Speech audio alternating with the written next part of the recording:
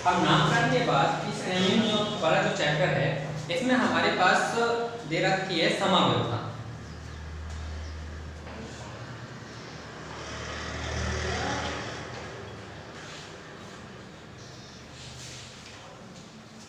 समाव्यवस्था 11वीं क्लास में पढ़ी हुई है ना। अब ये एमीन जो है ये समाव्यवस्था प्रदर्शित करती है।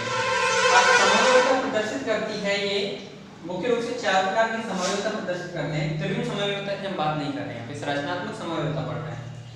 इसमें जो सबसे पहले हमारे पास समाव्यवस्था ये प्रदर्शित करता है वो है श्रृंखला समाव्यवस्था।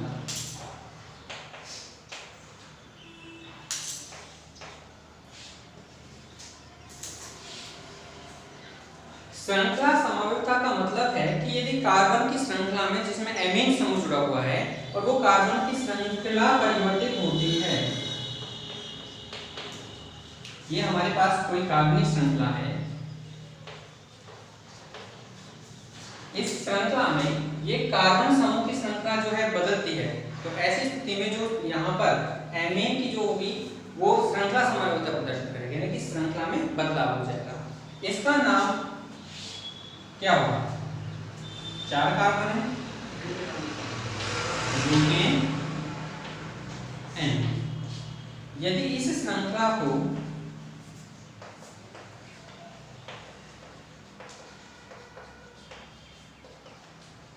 इस प्रकार से लिखा जाता है तो अब इसका नाम क्या हो जाएगा? यहाँ पर सर ब्यूटेन और इस पे दूसरे पर है 2n। यदि इसको ये तीसरी है,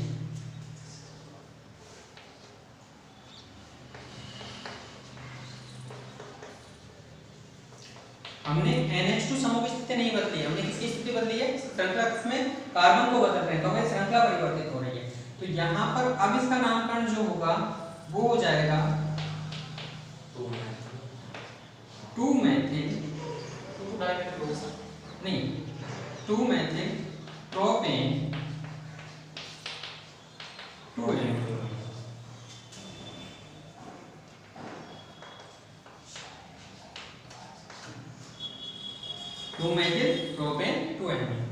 तो यहाँ पर यदि कार्बन की श्रृंखला में परिवर्तन करते हैं तो एमीन जो होती है उसके नामकरण में बदलाव आते हैं। हमारे पास कार्बन वही है, कार्बन की संख्या वही है, केवल क्या बदल रही है? उसकी श्रृंखला बदल रही है। इस प्रकार की जो समाव्यवस्था होगी उसे क्या कहेंगे हम? श्रृंखला समाव्यवस्था। लिखा? सबसे पहले ऐड करिए समाव्यवस्था। सामान्य सूत्र श्रृंखला समाव्यवस्था का सामान्य सूत्र होगा C4H9 C4H11N ऐसे कर दो। अब इसको सूत्र बनाएंगे तो हम लिखेंगे C4H2N+1N ये हो जाए।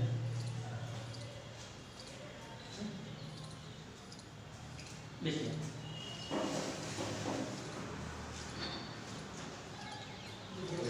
बोल रखिए आप हैं? बोल रखिए आप बोल रखिए आप एन की जगह 4 इनकी जगह 4 रखना है।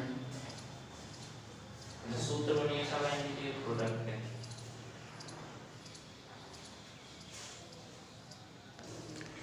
एमीन निम्न प्रकार की समाव्यवस्था प्रदर्शित करते हैं।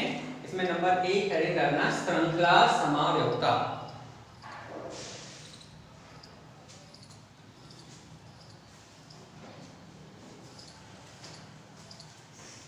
और श्रृंखला समाव्यवस्था में लिखिए एलिफैटिक एमीन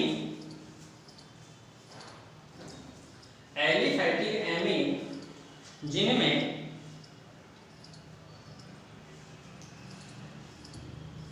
चार या 4 से अधिक एलिफैटिक एमीन जिनमें 4 या 4 से अधिक कार्बन पाए जाते हैं, श्रृंखला श्रृंखला समावयवता प्रदर्शित करते हैं।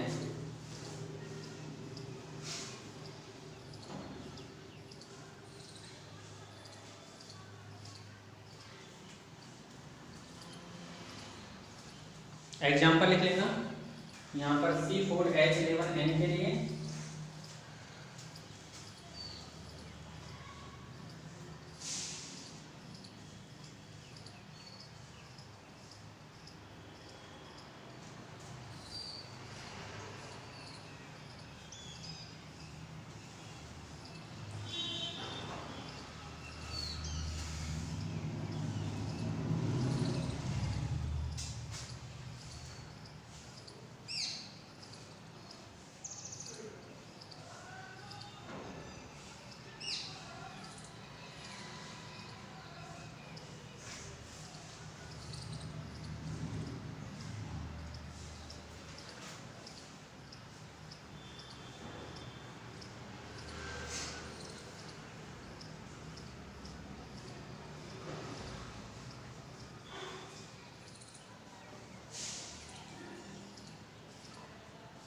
श्रृंखला समावयवता के बाद नंबर 2 हेडिंग डालना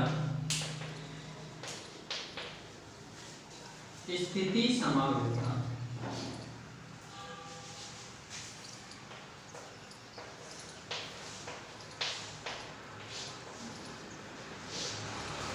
देखिए स्थिति समावयवता में क्या होता है, हमारे पास यहाँ पर क्रियात्मक समूह जो होता है उसकी स्थिति में परिवर्तन होता है। जो हमारे पास क्रियात्मक समूह होता है उसकी स्थिति में परिवर्तन होता है। तो एक कार्बन को प्रदर्शित करेगा नहीं, 2 भी नहीं करेंगे, तो कितने कार्बन कम से कम होने चाहिए? 3 कार्बन होने चाहिए। तो यहाँ पर C3H9N के द्वारा यदि हम इसकी संरचना बनाएं तो पहली स्थिति तो ये हो सकती है हमारे पास कि इस NH2 समूह को पहले स्थान पर लगा दो, और दूसरी स्थिति यहाँ पर हमारे पास ये हो सकती है कि हमारा एमीन जो है इसे हम दूसरे स्थान पर लगा सकते हैं। केवल हमने एमीन की स्थिति बदली है, स्थिति बदली है तो हमारे पास श्रृंखला भी बदल गई है। इस प्रकार की समावयवता को क्या कहेंगे? स्थिति समावयवता कहेंगे। इसका नाम हो जाएगा प्रोपेन 1 एमीन, और इसका नाम हो जाएगा प्रोपेन 2 एमपी। इसकी परिभाषा लिख लो।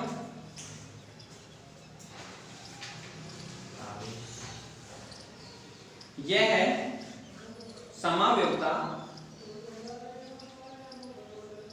यह है समावयवता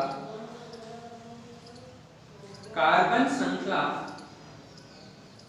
में NH2 समूह की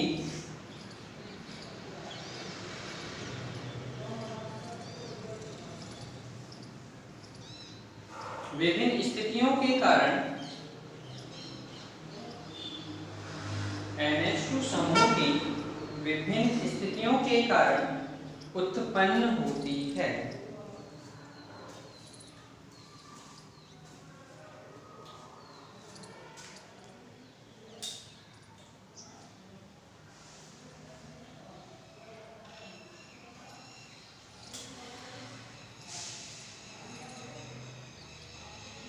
क्या एग्जांपल लिख लेना C3H9N के लिए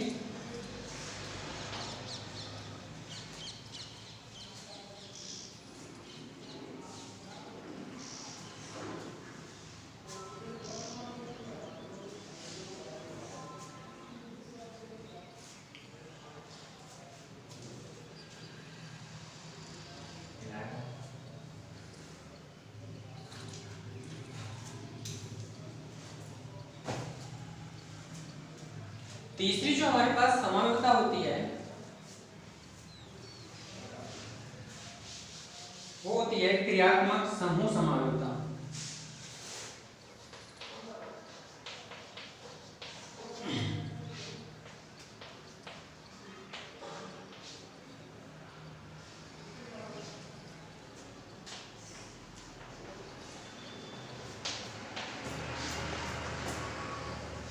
अब ये जो हमारे पास क्रियात्मक समूह समावेश होता है, इसमें जो हमारे पास क्रियात्मक समूह होता है, उस क्रियात्मक समूह की विभिन्न स्थितियां विभिन्न प्रकार के एमीन बनाता है, 1 degree, 2 degree, 3 degree.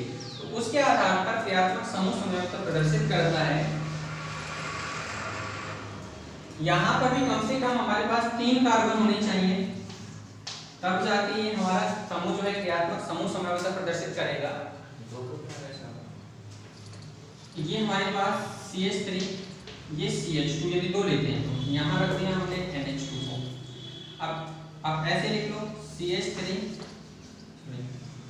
CH2 CH3, यहाँ रख लो NH2 को, नाम हो जाएगा, बात हुई है, इसलिए 2 प्रदर्शित नहीं करेगा।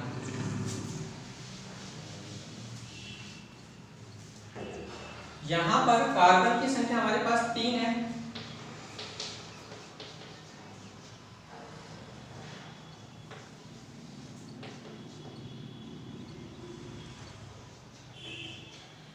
अब यहाँ पर यदि इसको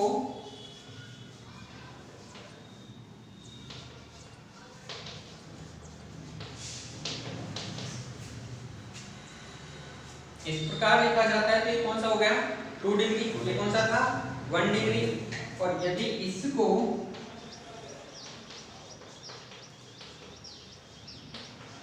इस प्रकार से लिखते हैं, क्रियात्मक समूह की स्थिति को लगातार बदलते हैं एल्किल समूह के सापेक्ष, तो यहाँ पे हमें कौन सा प्राप्त होगा, 3 डिग्री प्राप्त होगा। तो यहाँ पर इसका नामकरण क्या हो जाएगा, वही होगा प्रोपेन 1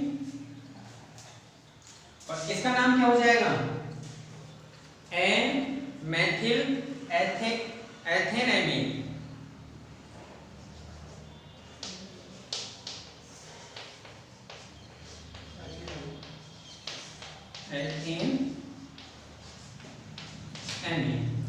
यहाँ पर 2 क्रियात्मक समूह मान लेते हैं, तो नाम हो जाएगा एन डाइमेथिल मेथेन एमीन। इस प्रकार की जो समावेशता होती है उसे क्रियात्मक समूह समावेशता कहते हैं। इसकी परिभाषा लिख लो, समान आणविक सूत्र वाले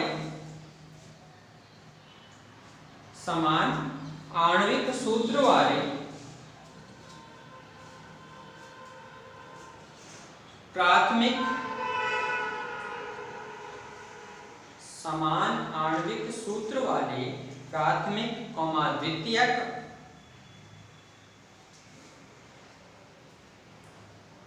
तृतीयक एमीन के द्वारा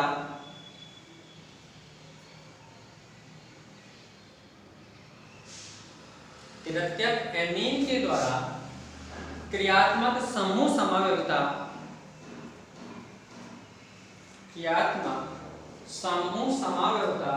प्रदर्शित की जाती है।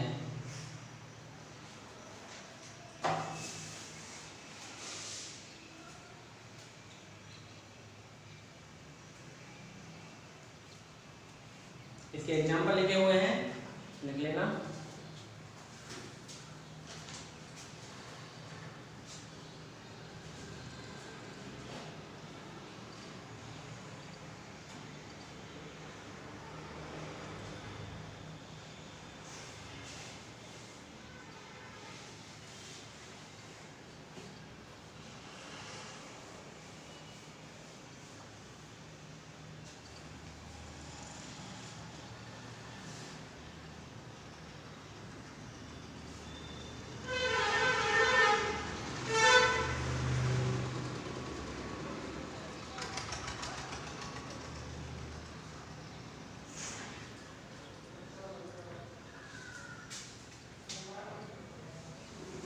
और इसमें लास्ट जो समावेशता प्रदर्शित करते हैं एमीन, वो है मध्यावर्ता।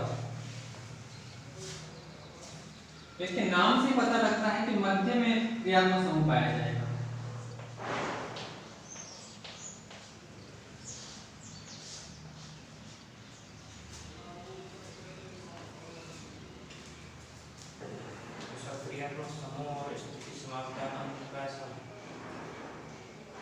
कि समावयवता और क्रियात्मक समूह समावयवता में क्या अंतर है।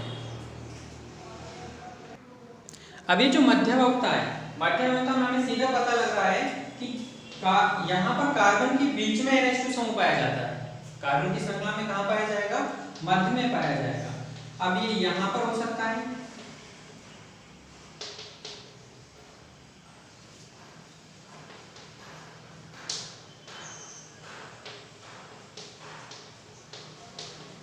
या यहाँ पर हो सकता है। मध्यावयवता का मतलब मध्य में पाया जाएगा और कम से कम कार्बन की 4 की श्रृंखला होनी चाहिए। इसको कम से कम C4 कार्बन की 4 श्रृंखला वाले जो हैं वो इसे प्रदर्शित करते हैं।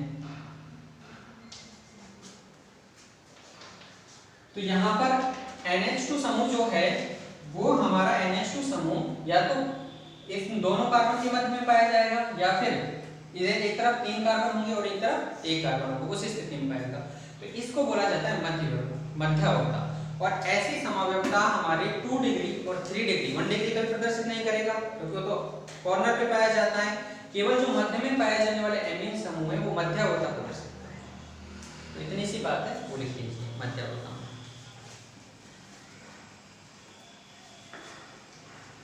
द्वितीयक और तृतीयक एमीन के द्वारा, द्वितीयक और तृतीयक एमीन के द्वारा मध्यावयवता प्रदर्शित की जाती है।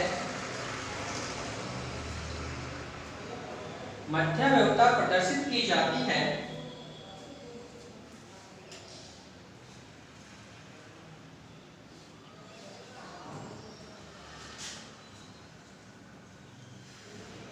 इस समावयवता में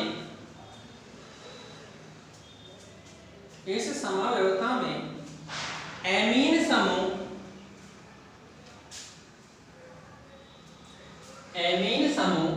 कार्बन श्रृंखला के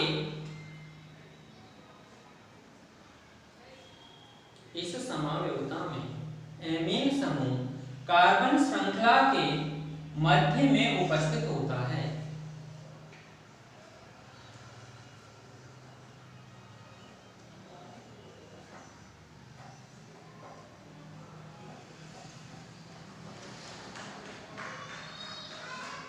एग्जाम्पल लिख लेना इसके।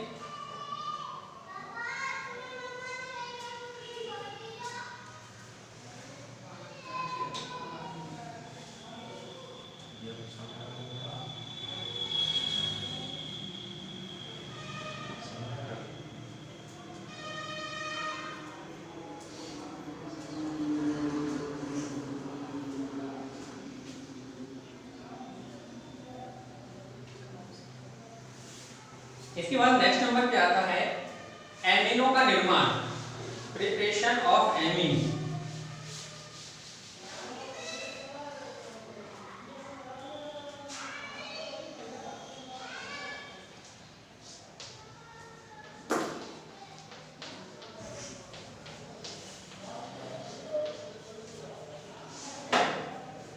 तो एमीन निर्माण में आपने पढ़ा था, एमीन जो होते हैं वो अमोनिया के व्युत्पन्न होते हैं। एमीन क्या होते हैं? अमोनिया के व्युत्पन्न होते हैं। तो यदि यहाँ पर हमारे पास एल्किल हैलाइड है, CH3Cl ले लिया, CH3I कुछ भी ले सकते हैं। यहाँ पर एल्किल हैलाइड की अभिक्रिया यदि किसके साथ कराते हैं? अमोनिया के साथ कराते हैं। और ये अमोनिया जो होती है ये एल्कोहलिक अवस्था में होती है, एल्कोहल के साथ होती है। इसको एक बंद नली में गर्म कर लिया जाता है 3731 केल्विन ताप पर या उच्च ताप पर इसको नली में बंद करके इसको गर्म किया जाता है।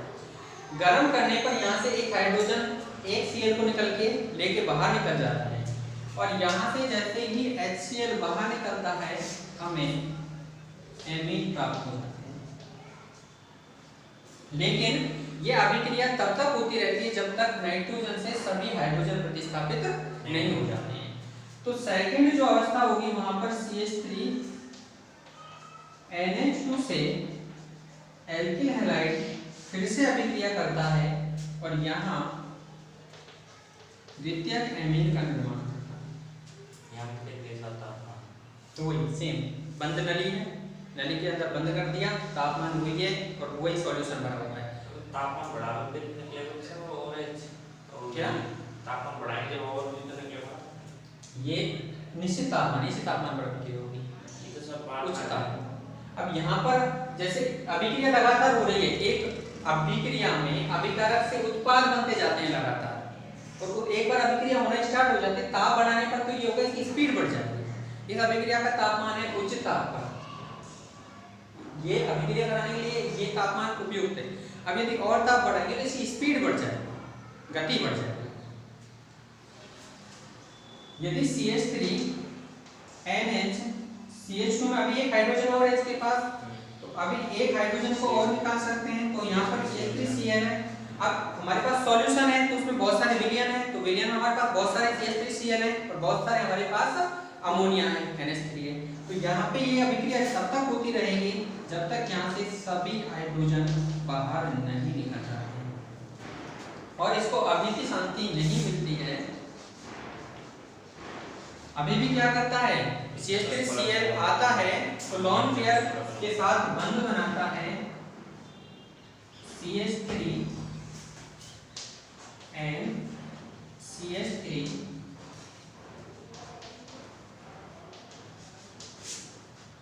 और यहाँ पर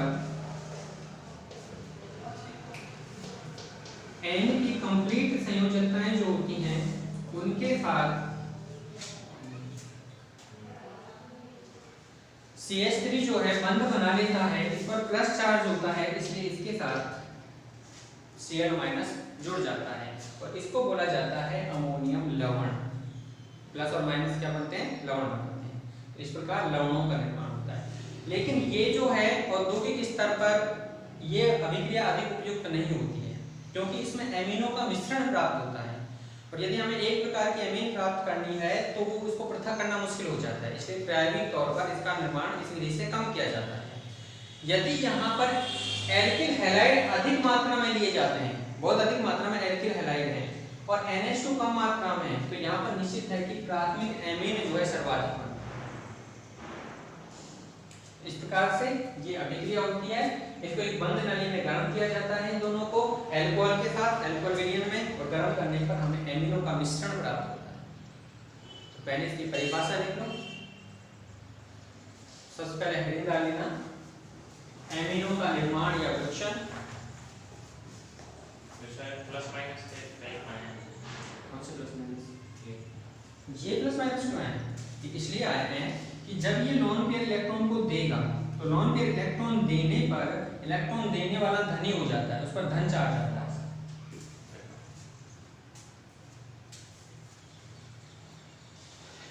एमिनो के निर्माण में लिखिए, नहीं सबसे पहले बनाने की विधि, प्रमुख विधियां निम्नलिखित है, उसके बाद नंबर 1 हेडिंग डालना,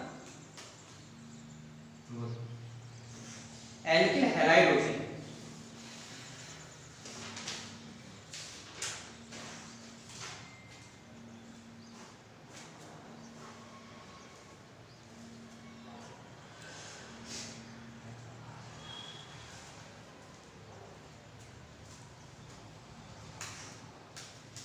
लिखिए,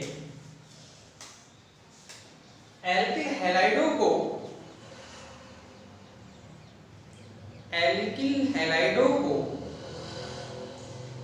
एल्कोहलिक अमोनिया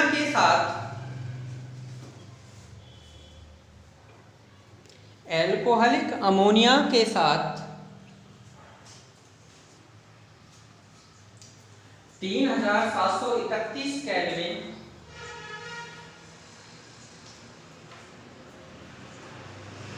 ताप पर बंद नली में गर्म करते हैं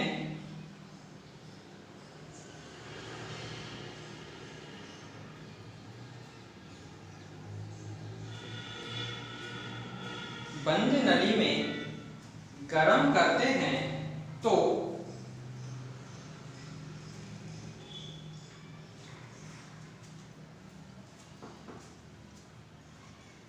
एमिनो का मिश्रण प्राप्त होता है।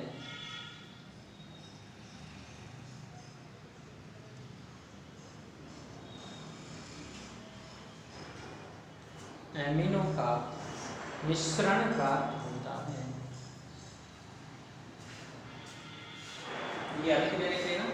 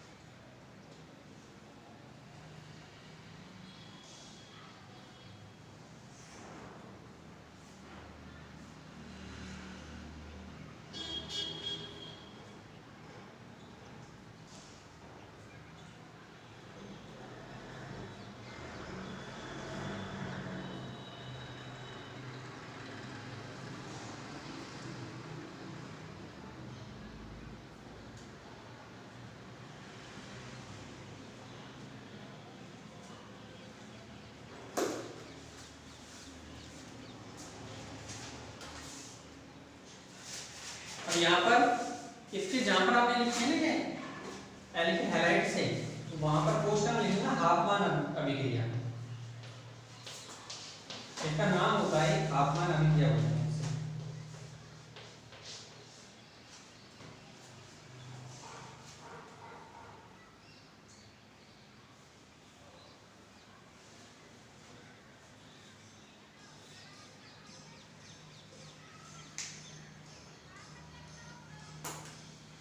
और नॉट डाल के लिखिए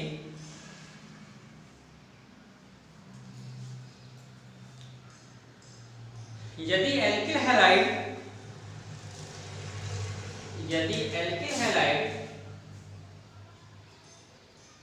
अधिक मात्रा में लिए जाते हैं तो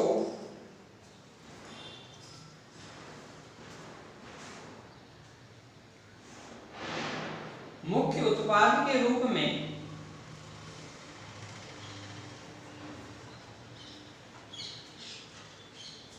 प्राथमिक एमीन, मुख्य उत्पाद के रूप में प्राथमिक एमीन प्राप्त होते हैं।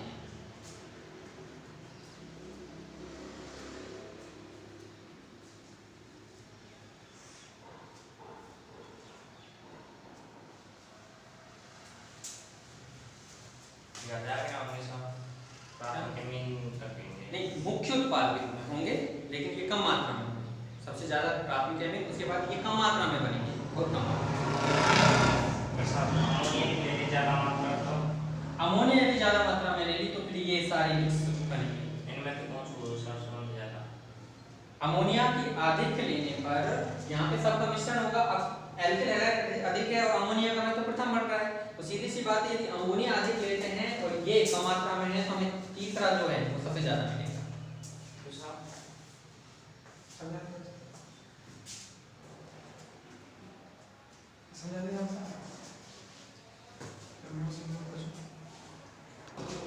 अब इस अभिक्रिया में यदि क्रियाशीलता का क्रम देखें तो एल्किल हैलाइड की क्रियाशीलता का क्रम निम्न प्रकार होता है।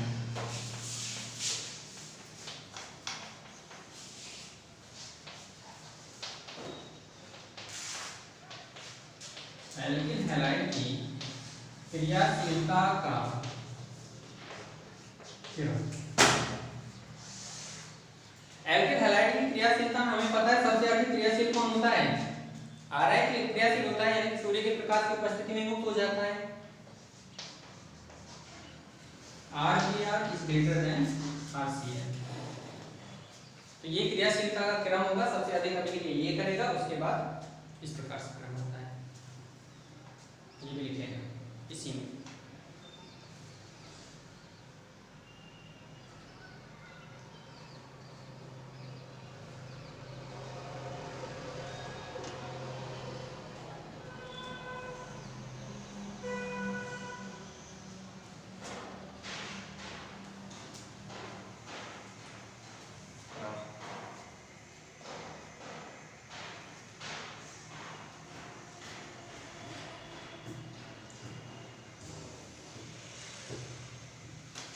अब इसके बाद इसी में दूसरी अभिक्रिया आती है गैब्रियल थैलेमाइड अभिक्रिया।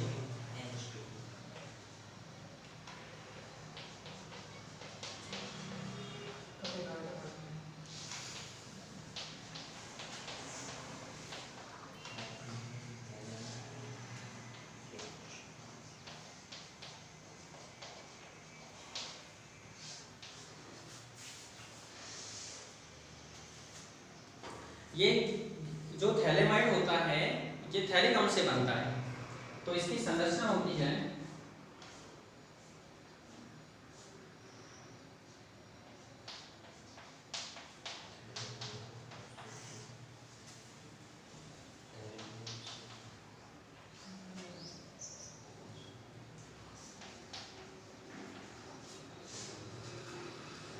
इसको पोटेशियम हाइड्रोक्साइड के साथ अभिकृत कराते हैं। तो पोटेशियम हाइड्रोक्साइड के साथ अभिक्रिया करने पर थैलेमाइड जो होता है वो पोटेशियम थैलेमाइड में बदल जाता है। यहाँ से H2 बाहर निकल जाता है और ये हमारे पास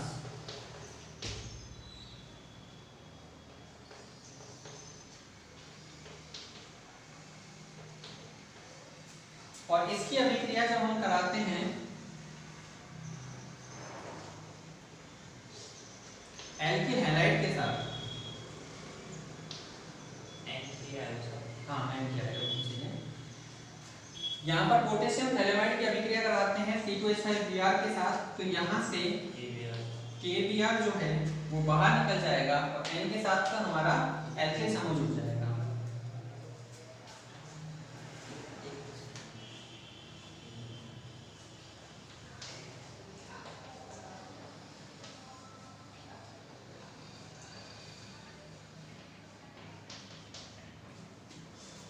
और यदि इसका जल अपघटन कराया जाता है तो जल अपघटन कराने पर यहाँ से थैलिक अम्ल प्राप्त होगा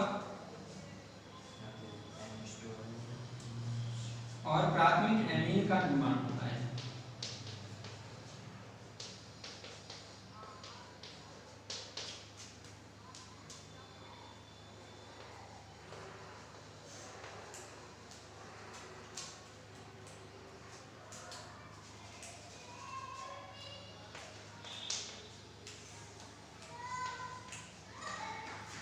ये हमारे पास प्राथमिक एमीन होता है।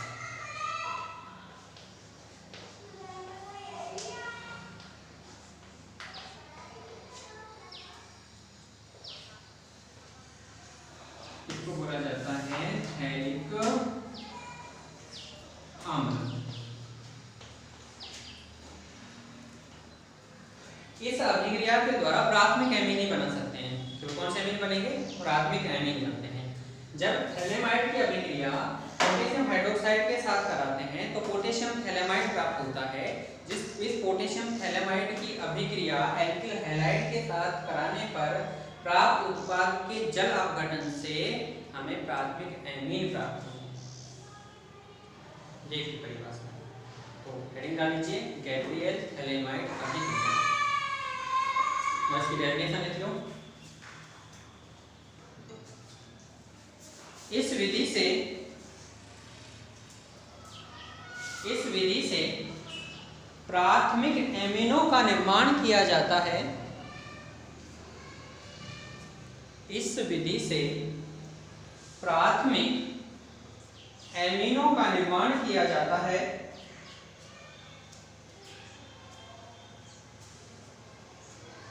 जब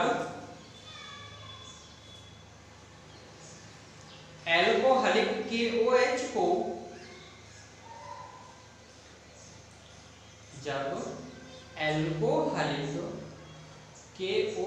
को थैलेमाइड से अभिकृत कराते हैं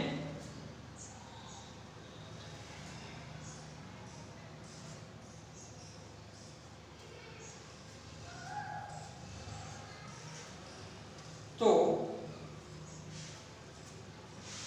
पोटेशियम थैलेमाइड प्राप्त होता है।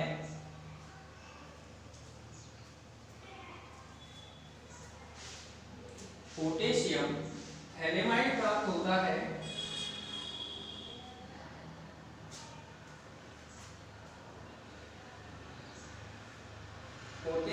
थैलेमाइड प्राप्त होता है, इसकी अभिक्रिया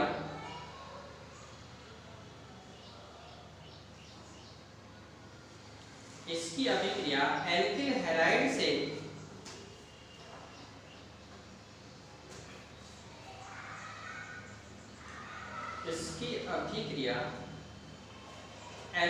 हैलाइड से कराने पर प्राप्त उत्पाद के जल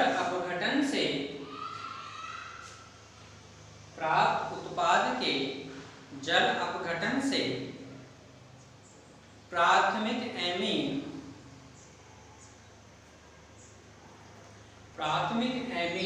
प्राप्त होते हैं।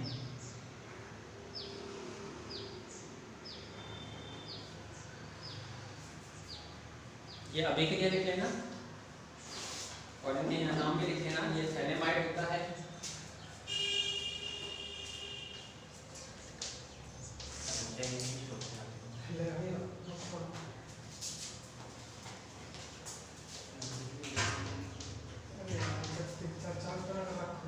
Potassium phthalimide,